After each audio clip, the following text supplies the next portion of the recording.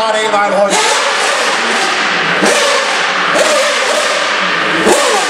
Og så...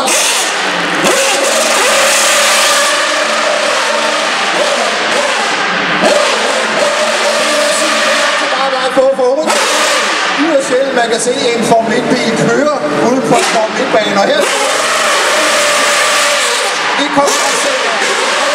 Fyr den bare af. Og hvor mange omdrejninger tager lige nu, det tør jeg ikke sige, men så vildere er det i hvert fald ikke.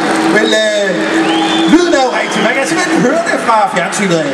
Ja, men det er simpelthen det er for fedt det her, og herregud står få meter fra den. Ja, det er sgu da for fedt, ikke? En Formel 1 i Danmark.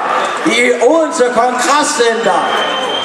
Altså, senere i morgen, så skal de jo faktisk ud og køre noget Formel 1, og jeg kan afsløre, at det er Kubica, der har kvalificeret sig som nummer 1. Jamen altså, helt ærligt. Det lyder sgu da spændende. Og vi har jo alle sammen